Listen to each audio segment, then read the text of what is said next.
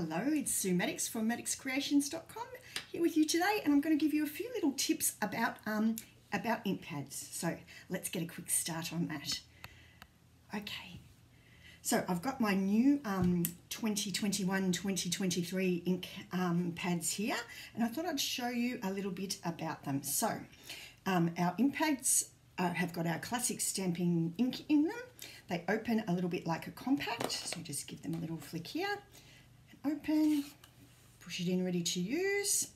Now we've got some labels here that we need to apply. So let's pop over to the back, and we've got some little stickers. And I just find the one that's got the name of the ink. So that one obviously goes on the front. And then I'll show you what I do with some of the other ones, just for some little handy additions. Okay, peel that off, and this one goes on the front of our ink pad. We just want to get it nice and centered there. There we go, fresh freesia, beautiful. Now with these other ones on the back, I pick one of the other language ones. So let's just grab out one of those. Okay, and I like to put that in here on this little, where am I? On this little part here. And I find this is especially helpful if I've got the ink pads open in front of me. Oh, he wants to stick to the ink there. All right, let's pop that in. I'm going to use my bone folder and just pop that in. If I've got the ink pads open, it's just a little visual reference. Sometimes the actual ink surface, you know, it's not as obvious from ink pad to ink pad what colour it is. So I just find that helps if you've got that little reference there. Now, with some of the other ones, let me pull that over. And we've got a blank one in here. Okay, so I like to peel that off, and I like to just pop that around the lid of the ink refill. And it's just a little handy one when you've got a whole bunch of ink refills sitting there.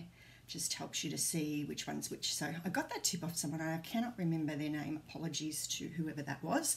But a little reference there on our lid that just helps you to pick out your ink refill. Now I like to get into the habit, and I always encourage my customers as well, that when I am purchasing my ink pad, I just get the refill. Oh, off we go.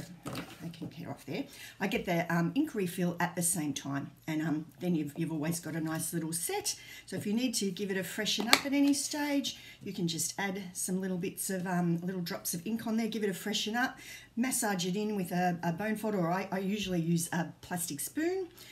Just the back of a plastic spoon, give it a little massage to mix that ink in, and you're all set to go.